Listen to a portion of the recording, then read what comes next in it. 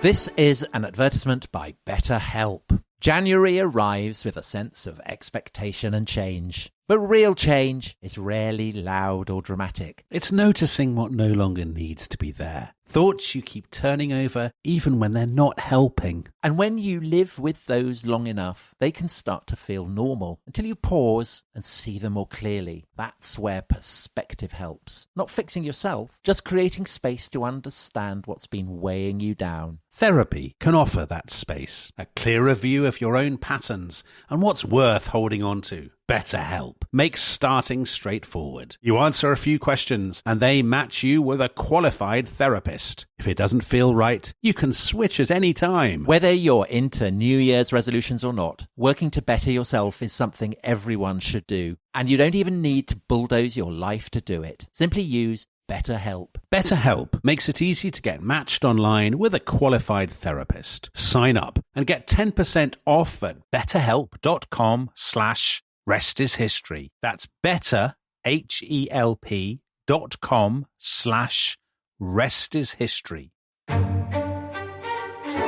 This episode is brought to you by the Financial Times. When it comes to news, it's easy to find out what, who, where, and when. But why is harder. FT journalism goes deeper to help you see the whole story and understand the issues that matter. Why did it happen? Why is it important? Why will it matter? Listeners to The Rest is History can save over 40% on an annual digital subscription to the Financial Times by visiting ft.com/history. For the why, Financial Times. This podcast is brought to you by Carvana. Car shopping shouldn't feel like preparing for a marathon of paperwork. That's why Carvana makes buying and financing your car easy. From start to finish, search thousands of vehicles with great prices. All online, all on your time. And when you're ready, your new car shows up right at your door. It doesn't get better than that. Buy your car the easy way. On Carvana. Delivery fees may apply.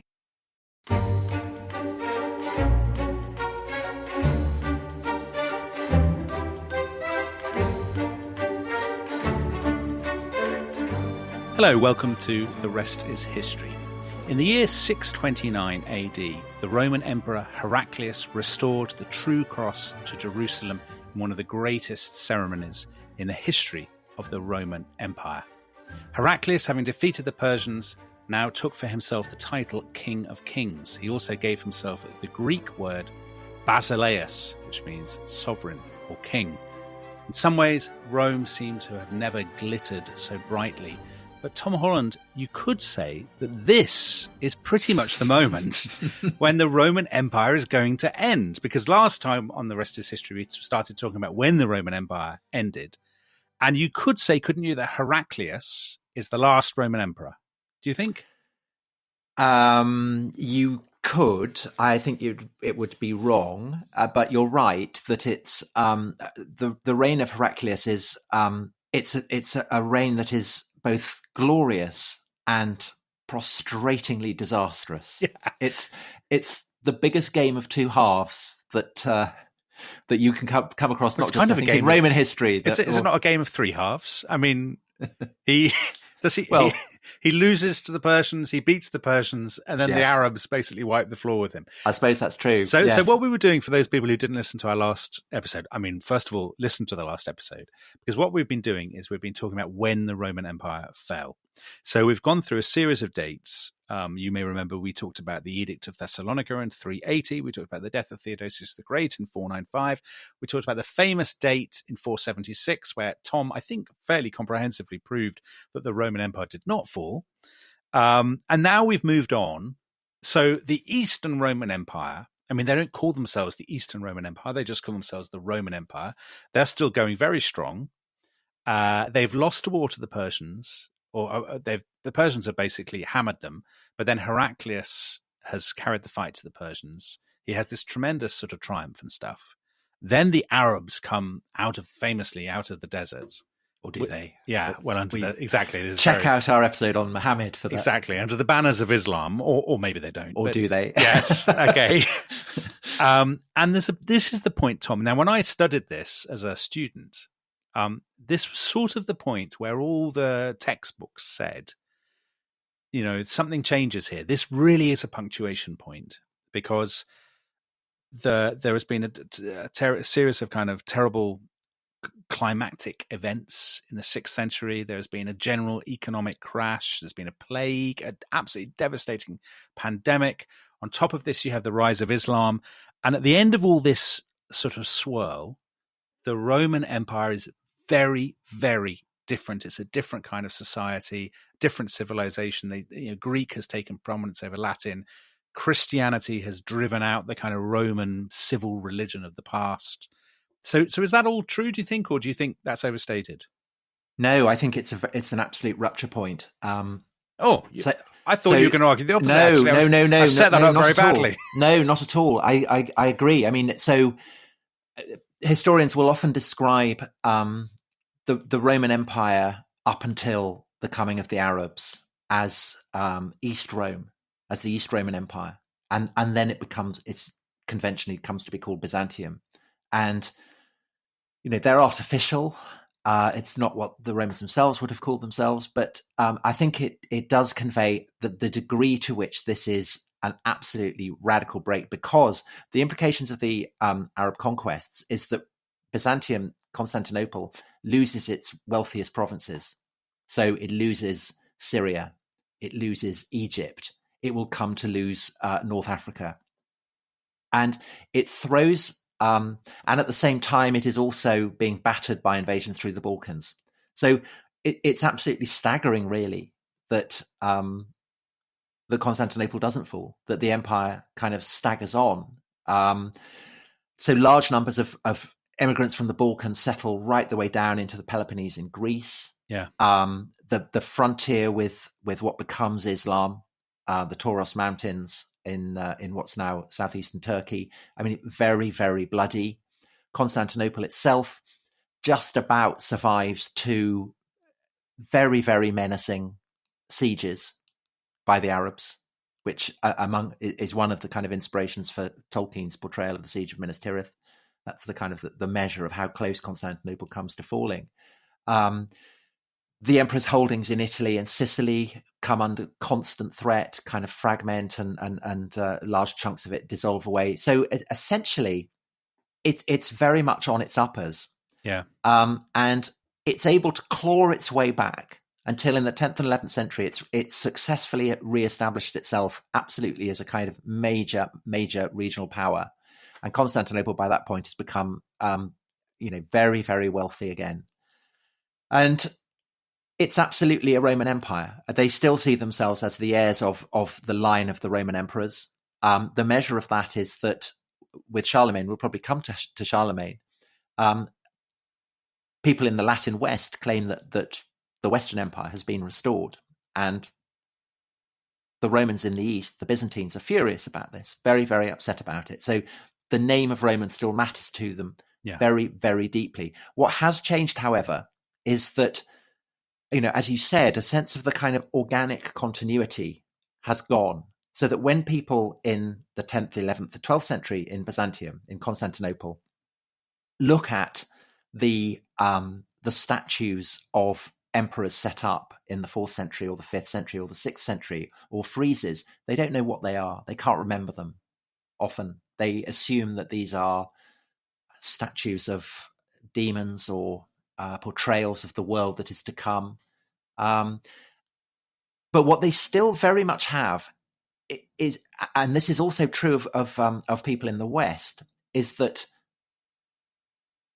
Rome's empire is eternal. Their empire is eternal. That it has a key role to play in the apocalyptic drama that Christians believe is destined to happen. But they think it's eternal, though, Tom, do they? Because it's Christian, rather than because it's Roman. That's a slight difference, isn't it? Now, I know that in the previous episode we talked about how some theologians and obviously emperors and so on had kind of entangled the two. The idea that Rome was the essential vehicle for Christianity.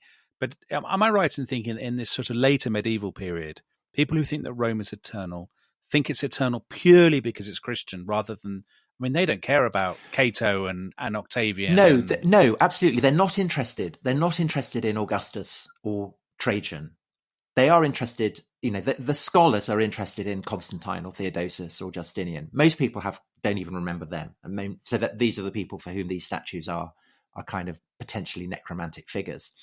But there are prophecies in which it is the dignity of Rome that it will essentially, you can't have the end of the world without Rome. So in the 7th century, when the Arabs are invading, when everything is going tits up, you have this prophecy that supposedly had been written by a guy called Methodius 3 centuries previously. He was a saint and a martyr, supposedly, in which he says that at the end of days, the world will be invaded by Gog and Magog, who are biblical kind of tribesmen who lurk on the edges of the world. And this is obviously a representation of the Arabs, of the Balkan tribes, the sense that the civilized world is being overwhelmed by vast waves of barbarians from the outer limits of the world. So there's this sense that at the end of the days, Gog and Magog will invade. The last Roman emperor will fight them and will hurl them back and will wall them up behind great gates of brass. And having done that, the last Roman emperor will then travel to Jerusalem. And he'll arrive in Jerusalem. And when he does, suddenly, seated on Temple Mount, so where the Jewish temple had stood in Jerusalem, Antichrist will appear, enthroned in dark and terrible splendor, like Sauron. And the last Roman emperor will then climb the hill of Golgotha. And when he does so, the cross on which Christ had been crucified will appear. The Roman emperor will kneel before it, will die. The cross will be raised up to heaven. And the darkness of Antichrist will cover the whole world. But this will presage the last coming. And it's a kind of fantastical image of the future that has an unbelievable potency, both in Constantinople and in the lands of the Latin West, because it kind of restores to the Roman Empire what Augustine had taken away from it. Saint Augustine, who we talked about in the first episode, Augustine's take is that Roman Empire is nothing special. It doesn't matter. It can crumble away, unimportant. What matters is that the church endures. But this myth of the last Roman emperor, it serves as a kind of lightning rod for those who want to believe that the Roman Empire must survive because it has this kind of eternal destiny. Yeah. Okay. That's weird and fascinating. It is weird. But I just want to rewind for a second to the 7th century. So to that punctuation point we talked about. So I suppose the conventional date, we didn't mention it, which was my folly, is August 636, which is the Battle of the Yarmouk, which is when the Byzantine army lose to the Arabs, don't they? I mean, it's this absolutely landmark kind of defeat. Now, at that point in the 7th century, Tom, in the West, in the former Roman provinces, nobody at that stage thinks they're still living in the Roman Empire, do they? I mean, they're very conscious that they are living in kingdoms. Sure. The Pope does, for instance. So the Pope in Rome is a subject of the emperor in Constantinople, but not in Gaul. Ravenna is not in Spain, or no, certainly not in Britain. No. So it's all gone there. But obviously, the idea of Romanness and of the Roman Empire continuing, that does endure, and it obviously endures in Constantinople. But as you said, it's different. So, for example, there's a historian who's published a couple of books in the last few years called Anthony Kaldelis, I think his name is, or Kaldelis, and he argues that there was a kind of Roman nation state, that a Byzantine Empire is basically a Roman nation state. Everyone thinks of themselves as Roman, that you said they call themselves Romoi, that they're not a kind of, he says, they're not a sort of woolly multicultural empire. They are Roman and they're a nation. I mean, that's how we should think of them. Do you buy that argument? I think that one of the way that Byzantium is able to survive is by forging a very coherent sense of a kind of embattled Christian people who have a key role to play in the great supernatural drama of the future, and whose city is the capital of the world. And if you want to call that a nation state, I mean, I think nation state would be an anachronistic way of framing it, but absolutely, it's that sense of kind of centralized identity that is is key to it. The confusion is that that people in the West call them Greeks because they speak Greek, and if you want to call it a nation state, this is the model for Greece as it will emerge in the 19th century, the independent nation state of Greece. But of course, to them, they remain Romans, and they use the word, even though they don't speak Latin. Yeah, they don't see any contradiction between the fact they don't speak none Latin of that, and they don't live in Rome. No, none at all, none at all. And this sense is influential not just on the Byzantines themselves, but on their neighbours. So I mentioned how they kind of claw their way back. They are absolutely a regional superpower in the 10th and 11th centuries. Then you get, and we talked about this in the 12 Days of Christmas, the Battle of Manzikert and the civil war that follows that.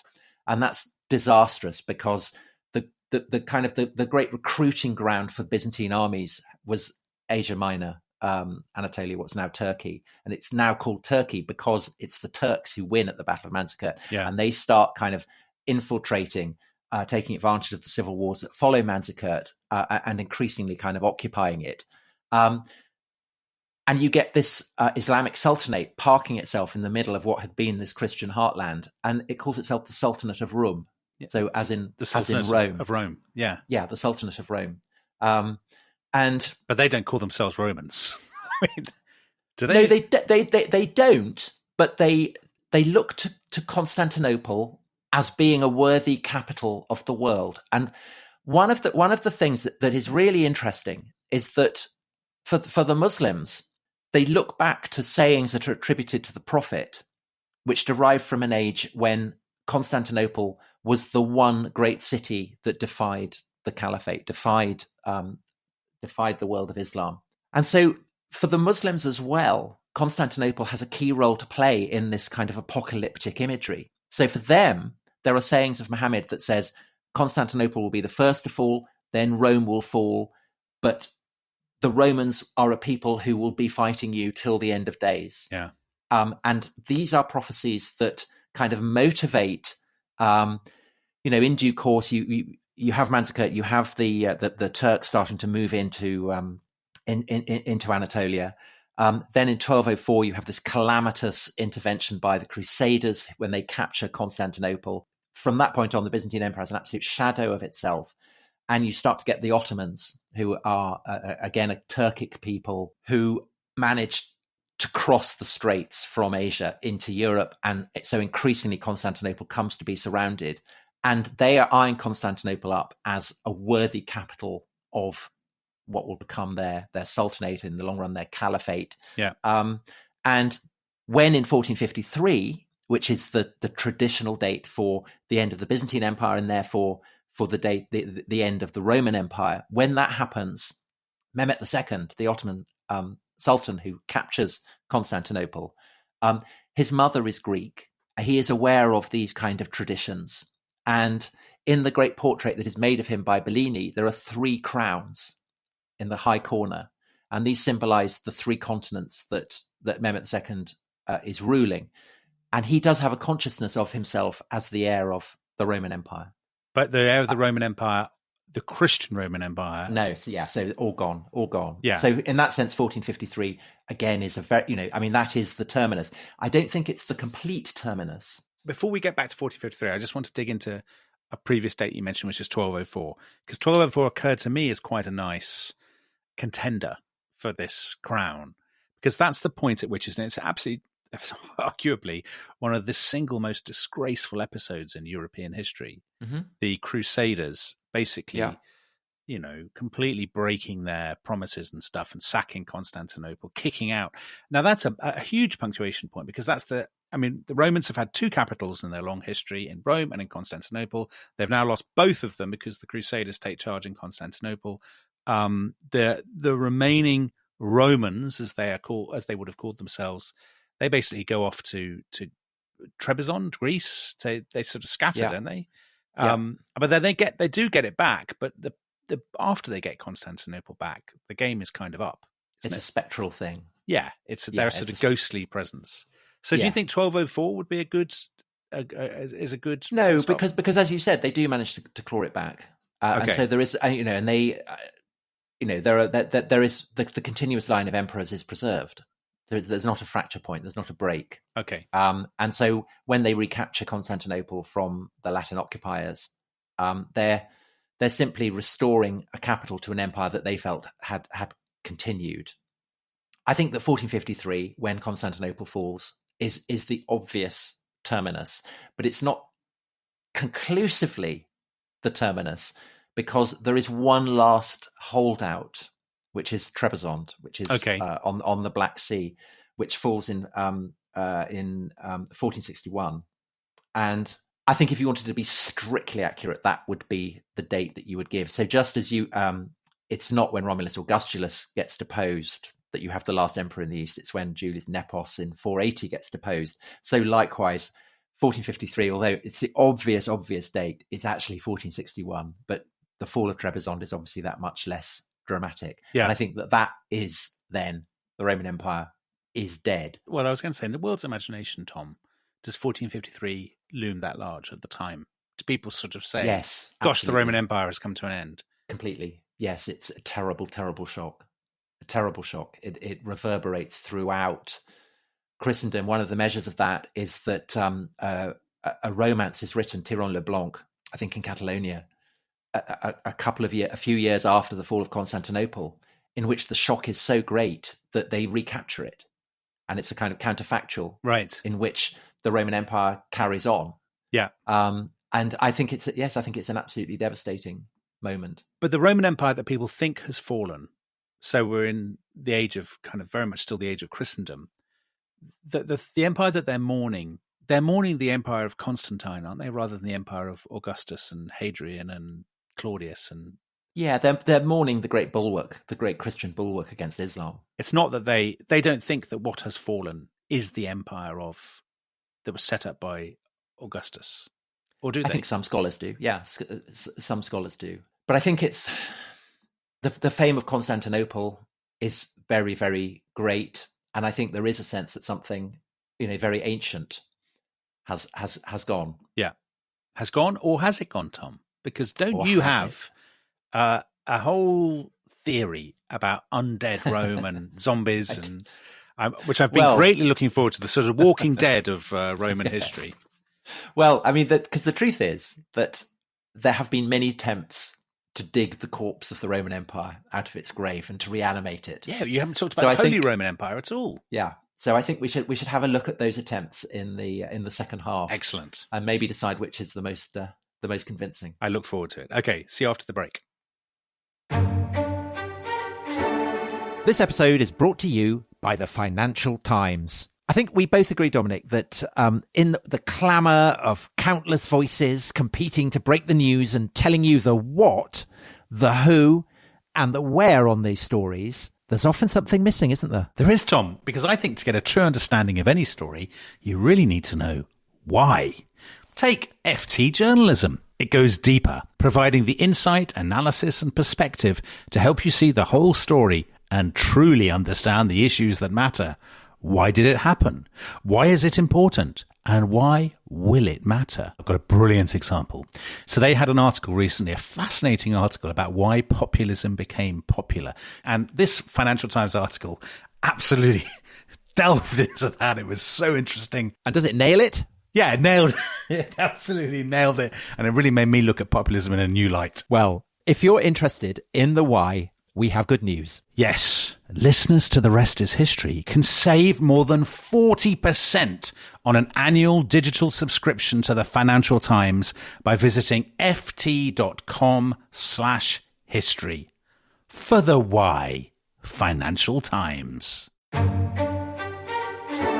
This episode is brought to you by Rocket Money. Tom, we often talk about how to organise our finances. I'm very conscious that I'm paying for a lot of mad subscriptions. And there's one thing that we've talked about often on this show. It's the thing that we probably hate more than any other, and it's a hidden fee. I would love to get my finances under control. There are all these things piling up on our bank statements, and I think I need to fix this problem. I need to sort this out and to stop this. I mean, my finances are so chaotic that I need this app. So I'll tell you what it is. It's called Rocket Money. It's a personal finance app that helps find and cancel your unwanted subscriptions. It monitors your spending and it helps to lower your bills so that you can grow your savings. With Rocket Money, you can track all of your subscriptions and you can easily cancel within the app with just a few taps, saving you time, avoiding charges. And you can also set budgets and goals and get personalized insights and regular reports to track how you're doing. They will even send you real-time alerts for large transactions, upcoming bills, refunds, and even low balances. So let Rocket Money help you reach your financial goals faster. Join at rocketmoney.com/ishistory. That's rocketmoney.com/ishistory. rocketmoney.com/ishistory. Hi, I'm Jim. I'm not an actor, just a guy living with prostate cancer. My wife and I face each day head on. We asked my doctor about Xtandi enzalutamide. Xtandi 40 milligram tablets treats men with prostate cancer that has spread to other parts of the body and responds to a medical or surgical treatment to lower testosterone. Xtandi may cause serious side effects: seizure, a brain condition called PRESS, allergic reactions, heart disease that can lead to death, falls and bone fractures, swallowing problems, or choking that can lead to death. Stop Xtandi and get medical help at once if your face, tongue, lip, or throat starts swelling. Tell your doctor at once if you faint, have a seizure, quickly worsening headache, decreased alertness, confusion, vision problems, chest pain or discomfort, or shortness of breath. Xtandi can cause harm to an unborn baby or miscarriage. Use birth control during and 3 months after Xtandi. Common side effects include muscle and joint pain, feeling unusually tired, hot flashes, constipation, less appetite, diarrhea, high blood pressure, bleeding, falls, fractures, and headache. Visit Xtandi.com to watch my story.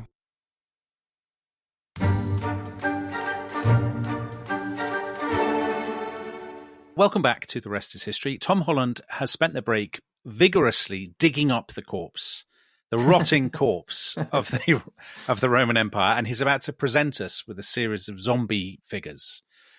So we did promise that we would talk a little bit about the Holy Roman Empire, Tom, and that's the empire of Charlemagne, who you mentioned earlier, but we never really got into. So tell us a little bit about this, and, well, tell us about why this is or isn't the Roman Empire.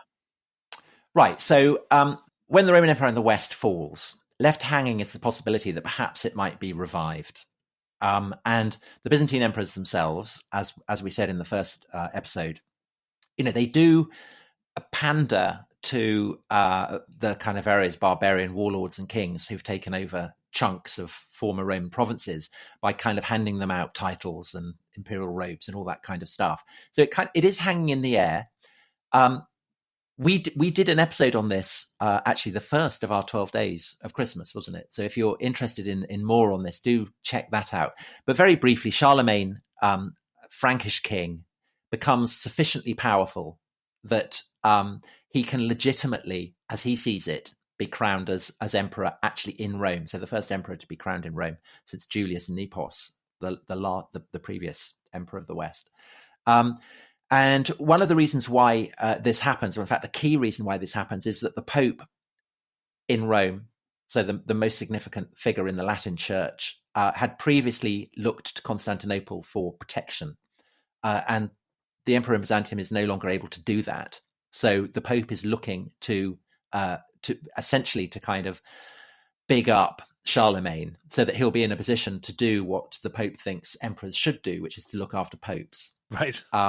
This becomes one of the kind of great dynamos of medieval history, what the relationship of the emperor and the Pope should be, who should have primacy, is the argument that the emperor has a key role in the history of the apocalypse, the last Roman emperor, that kind of figure.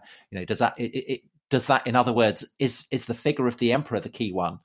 Or do you go with the kind of more, the approach argued by Augustine that the Roman Empire in itself and of itself is not particularly significant. What matters is the church, and that therefore the empire should be subordinate to the church. And there's heated debate. Yeah. let's put it that way. Let's not get into. I mean, we'll never get out of that rabbit hole if we go down there, Tom. I know once you get into Canossa, there's no returning from that. But essentially, the Holy Roman Empire. I mean, the Voltaire's joke is that it's neither holy nor Roman nor an empire. It is actually holy. I mean, right. If it weren't holy, it wouldn't. That. It has a sacral quality, Dominic. Oh, very nice. Sacral quality. And I suppose you're now going to tell me that it is also Roman, because the idea of Romanness matters so much to it, right? Yes, exactly. I mean, I know they're Germans who rule it. But I suppose you would say, going back to the first podcast we did on this topic, that the Roman Empire was often ruled by, as you said, barbarians, Novak Djokovic kind of types. Yes, yeah. And but it's not an empire, the Holy Roman Empire. Well, it's an imperium. I mean, it claims power, so I think in that sense it is an empire as well. Yeah, fair enough. All right. So Voltaire has been comprehensively, has been beclowned. Let's say it's Romanish. Okay, very good. An empire-ish, I suppose. It's Romanish, empire-ish, and holy-ish. And you're going to, but it's not the only. It's not the only kind of imperium that thinks itself a successor to the Romans, does it? I mean, the Ottomans, in a sense, think of themselves as successors. I think less so. I think. Well, they're surrounded by the monuments. Yes, but they change them, don't they? So they have Hagia Sophia, the great cathedral built by Justinian, but they convert it into a mosque. Right, but they don't tear it down. No, they don't. They convert it. Yeah. And that the cathedrals of Roman Christian Constantinople are monuments that bear witness to the triumph of Islam. Yes. So it's Rome is conquered. Yeah. That's the point. It's subdued. So in that sense, it's not Roman. Okay. And the sense of being the heir of the Roman Empire fades pretty quickly in Constantinople. But there is another Eastern power where the sense of continuity with Rome, and particularly with the Second Rome, is very, very strong. And it's a part of the world that we've been talking about quite a lot recently. And that, of course, is Muscovy. Right, is what becomes Russia. So that comes, I mean, you're right, we have done quite a lot on this recently. So for those of you who don't know, the Vikings sailed down the Volga and the Dnieper, these rivers, in the 8th, 9th, 10th centuries. They basically kind of co-found Kiev. They end up, their society ends up becoming, coming into the orbit of Constantinople. They adopt Byzantine Orthodox Christianity, don't they? They do. And at what point, Tom, who is it that first talks about a third Rome? Is it because Kiev isn't the third Rome, is it? It seems to be a Russian monk called Philotius who writes in 1510, and he's writing to a prince called Vasily. And Vasily is the son of Ivan III of Muscovy, but crucially is also the son of the niece of the last emperor of Constantinople, Constantine Palaiologos, who died fighting the Turks. So it's not just an ideological link; there's a kind of blood link as well. There is absolutely a blood link, and of course, Vasily is a Russification of Basileus, who, as you mentioned, the Greek word for emperor. Yeah. So this monk Philotius writes to Vasily, Basileus, the son of the niece of the last emperor of Constantinople, and he says that 2 Romes have fallen, the third Rome though stands, nor will there ever be a fourth. And he says that no one shall ever replace your Christian tsardom. He says this to Vasily, and it's that idea that you have a kind of translatio imperii, it's called, the movement of the capital of the empire. So from Rome to Constantinople, and now from Constantinople to Moscow, which kind of undergirds, I guess you could call it, the conceit of the Tsars.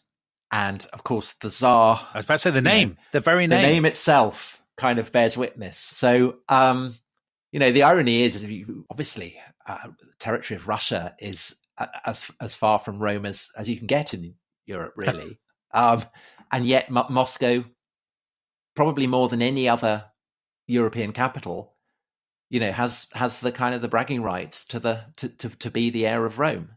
And this is something that is, I think, taken seriously. And again, to kind of touch on the theme of last week's special that we did on Ukraine, we talked about Crimea. Yeah.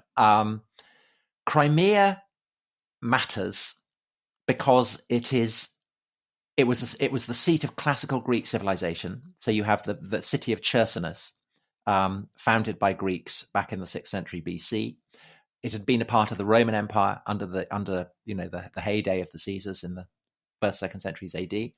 And then in the 10th century, when Vladimir, the Prince of Kiev, who again, I think now has to rank as a friend of the show. He's been on so many recent episodes. He gets baptized. That's in Chersonesus. So the sense of Crimea as the link joining the lands of Muscovy to the north to the Roman world is very, very strong. And the measure of this is that in 1783, under Catherine the Great, as in the Great Hussar, Potemkin, her advisor and her lover. Did you have to say that in that kind of Clouseau accent? I mean, this has been a very accent-free podcast. No, I couldn't resist it. No, so Potemkin, who basically supervises the annexation of Crimea under Catherine the Great, he writes to Catherine and says to her, "You have attached the territories which Alexander and Pompey," so Alexander the Great, Pompey the Great, the great rival of Julius Caesar, "just glanced at, to the baton of Russia and Cherson of Taurida," so that's Chersonesus, "the source of our Christianity and thus of our humanity is now in the hands of its daughter." So Russia is now joined to the first Rome in the form of these lands that Pompey the Great had ruled, and to the second Rome, because now, this is where Vladimir was baptized, who married the daughter of the Byzantine emperor. So that is the sense in which the Tsars do take this seriously. Yeah. So you could argue, that maybe a date for the end of the Roman Empire, if one buys into this Tsarist propaganda and accepts it, would be with the termination of Tsarist Russia, of the aptly named Romanov dynasty. Yes, exactly. So 1917, 1918. Well, that is exactly. So that's interesting. Yeah. And just to go back to the Crimea, so 1783, you said that Catherine the Great absorbs it. So what's interesting about that, Tom, is that is precisely the moment at which a group of very different people on the other side of the world are also kind of laying claim to Roman heritage, which are the Americans. Mm-hmm. So the sense of the American Republic being the heir to the Roman Republic, their sort of fascination with Cincinnatus and with these kind of great characters. But I suppose you would say, well, would you, that the Russia is different from America and indeed from, let's say, France in that regard, because the Americans and the French are laying claim to the ideals of Rome and to the iconography and stuff, but they don't genuinely think they're Romans. No. But the Russians, I think that is the difference. But there are some Russians, you're saying, who genuinely think there is an absolutely organic, unbroken continuity and that they are the genuine heirs because of orthodoxy, because of Kievan Rus and all that history, that they are the heirs to, that they are Romans. They're not the heirs to Rome. That's the wrong way of putting it, that they are the Romans.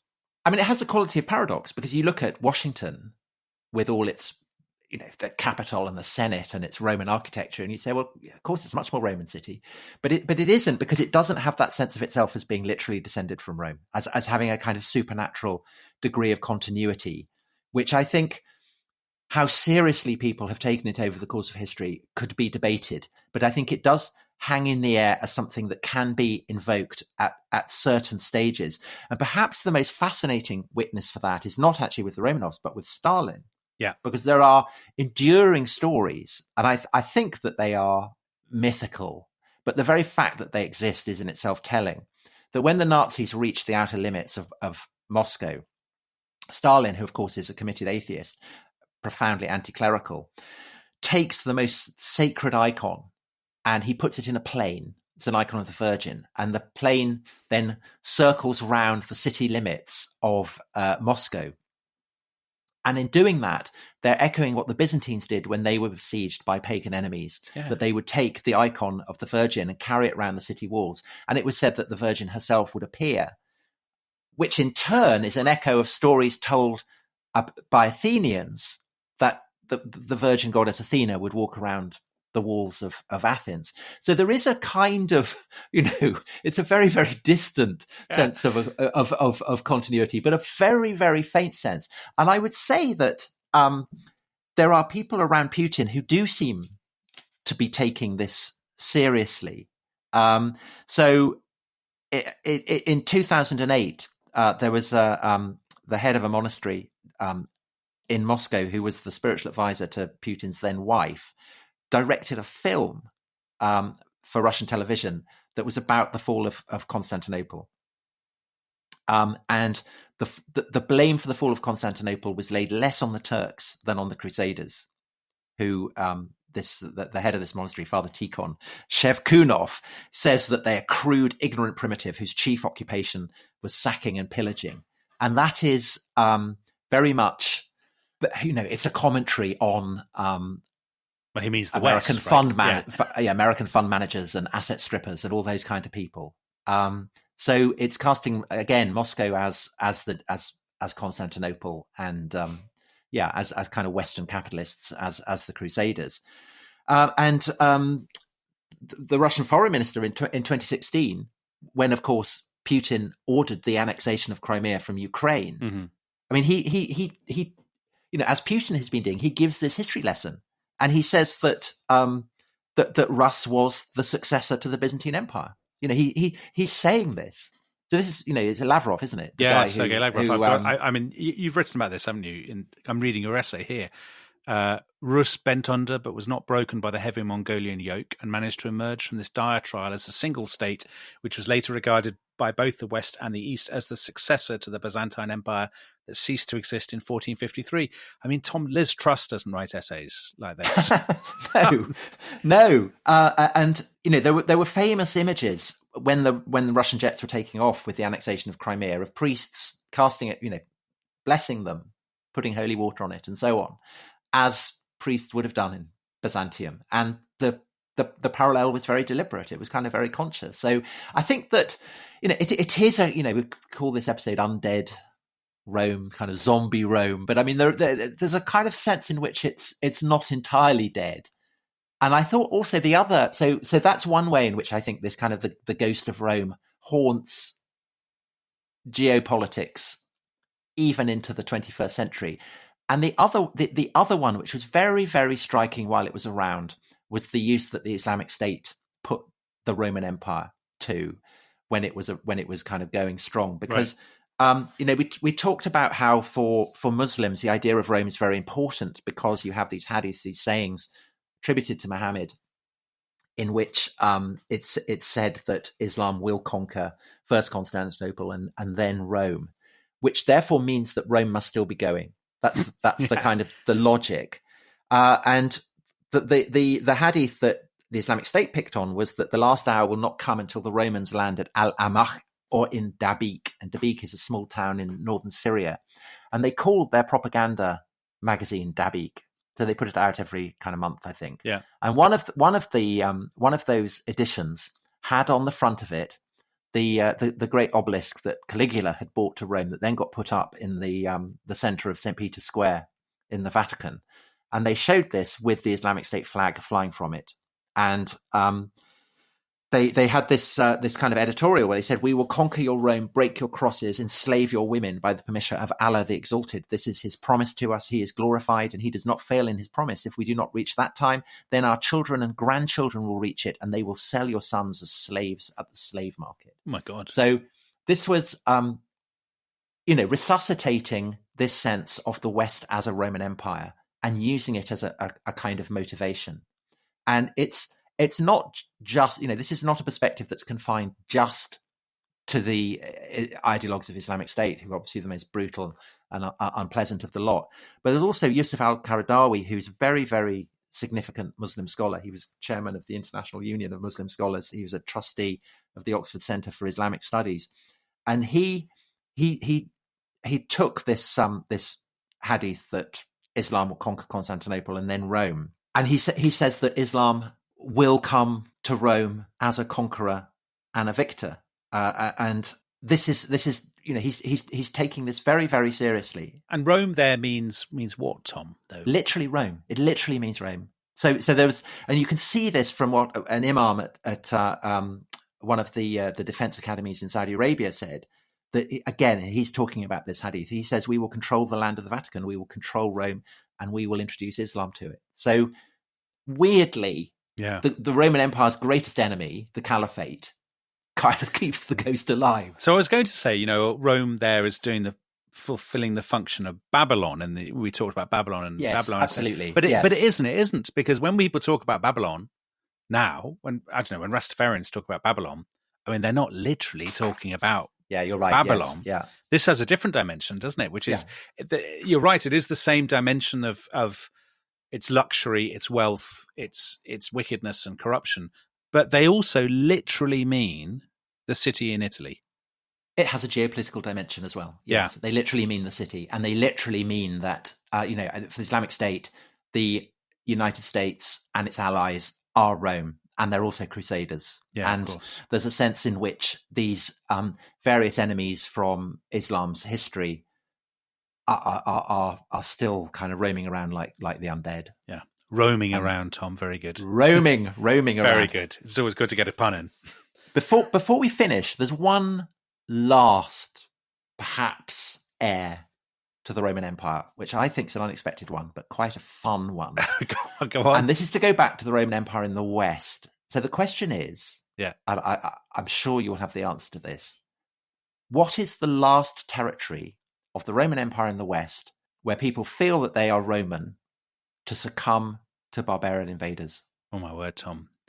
I'm going to say it is Sicily. No, you see, I think there's a very strong case for saying it's Northern Wales. There speaks a man who's never been to Wales. So Britain notoriously is the first province in the West to slip Roman imperial control. Yeah. But it's clear that there are people in Roman Britain who continue to feel that they are Roman.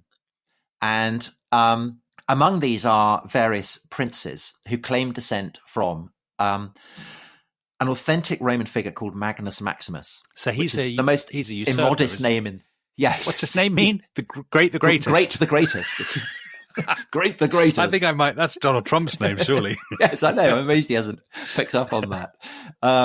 So he's a usurper who gathers together all the various kind of legions and reserving remaining garrisons and takes them to the continent, where he briefly flourishes as a would-be emperor and then gets killed. And that essentially is the end of Roman centralized power in Britain. But what he's done is that he has endowed various kind of chiefs, big men, with imperial authority. So in that sense, all these guys are endowed with, they're Roman office holders. And over the course of the centuries that follow, these lines of princes preserve a sense of themselves as licensed by Rome, as Roman officials, and as descendants of Maximus, whom they come to call Maxen Gledig. And Maxen Gledig is, and I apologise to any Welsh listeners, my Welsh. Yeah, Maxen Gledig. And he is the founder of the lines of all these various Welsh princes. Right. And he appears in the Mabinogion. He's a kind of big figure to play with. He's the kind of ancestral head of all these various princes who, in the long run, Edward I will terminate. Oh, so Edward I is the hammer not just of the Scots, but of the Romans. So you could say that Edward I is the kind of the last barbarian conqueror to subdue a region of the Western Empire that still feels itself to be Roman. But there's a further twist on it. There's a further twist. Yeah. So in 1301, what does Edward I do with his son? Makes him Prince of Wales, Tom. I know that. Makes him Prince of Wales, because the Welsh supposedly have said, we want a prince. And so Edward makes his son Prince of Wales to restore the line that had been broken. That's line of descent from Maxen Gledig, Magnus Maximus, the latter days of Roman Britain, and to say it is revived. So the Prince of Wales, in that sense, is the heir to the Roman Empire in the West, meaning you could argue that the last person in public life with a line of descent from the Roman Empire is none other than Prince Charles, Prince of Wales, the last Roman. Russell, that bombshell. Russell, well, Tom, I think that is an absolutely ridiculous argument. So when I think of people dining on, stuffed thrushes on golden plates, watching gladiatorial games, I don't think of the people of Barmouth, or are people in, I don't know, people in, I'm trying to think of Welsh places. Are people in Llandudno in the 12th century calling themselves Romans? And surely they're not. Welsh listeners, please address your remarks to Tom Holland and tell him whether or not you feel Roman. Prince Charles, if you're listening, do likewise. Well, Prince William as well. Yeah, of course. Yeah, of course. So, very Maybe they exciting. should have a sort of... Well, of course, you're great pals with Prince William, Tom. Yeah, You met him at that charity do. You're both Aston Villa supporters, like David Cameron. Yeah. And maybe you should recommend that they have a kind of Roman investiture ceremony rather than. But I think it's exciting that that maybe the two figures with claims to be Roman are Vladimir Putin and Prince Charles, two very different. the Emperor of the East, the Emperor of the West. Right. Maybe they should just carve up the world between them. I wouldn't put too much money on Prince Charles in that kind of mano a mano. No. I wouldn't send him into the conference chamber. No. Right. On that bombshell, as you rightly said, I think we've completely, it took Edward Gibbon 20 years, but it's taken us... Done it in 2 hours. Less than 2 hours. And Edward Gibbon did not end on a Welsh note, which I think is greatly to his discredit. So we've got all kinds of treats coming up. The assassination of JFK. I can't remember what. Lethal fashion, killer fashion, and fashion oil, victims. Stuff about energy, union. Yeah, lots of stuff. Loads of stuff. So thank you very much for listening, and we will see you next time. Bye-bye. Bye-bye.